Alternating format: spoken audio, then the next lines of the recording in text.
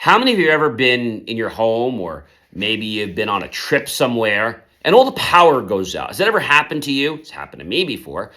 And maybe it doesn't just go out for 5 minutes or 10 minutes. It goes out for an entire day, or maybe it goes out for a week, depending on if it was a storm that knocked a line out outside.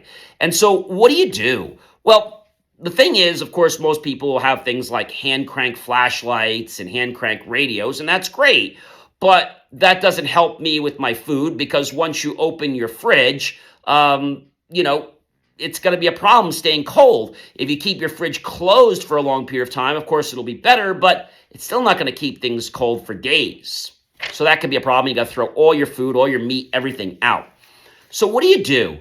Well, you need to install a generator. Now, there are different kinds of generators. There are portable generators you can get if you just want to be able to keep maybe your refrigerator running and maybe an essential laptop or something like that. But remember, if all the power's out, you probably don't have Wi-Fi or internet because all of those boxes are probably out. Most cable providers do not have backup on their services, unfortunately. Hopefully this will change.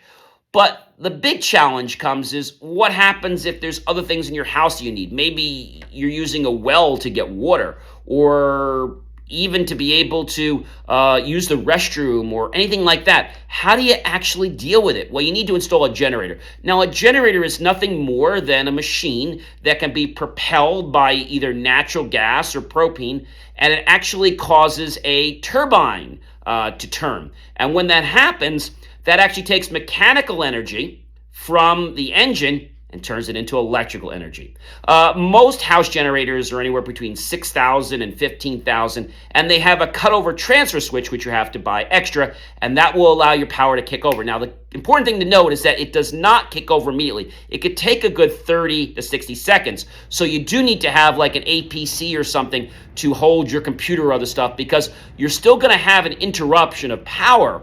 It's not like a snap of the finger that it just, suddenly comes on. But having a generator is definitely something you want to think about if you have elders or people that need things like wheelchairs, or maybe they have CPAP machines and they need stuff and they need power for that. What do you do in an emergency? Well, you rely on your town and you go down to the local community center where they have a generator.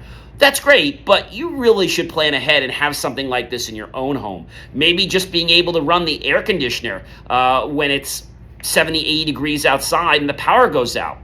You need to prepare yourselves, not just because there's an emergency, but you need to make sure that if something does happen, your assets are protected and your life is protected. Let me know your thoughts and think about getting a generator. You'll actually find out that it might be one of the smartest investments you make, and it actually may not only save your life, but it could save the life of someone you care about so much.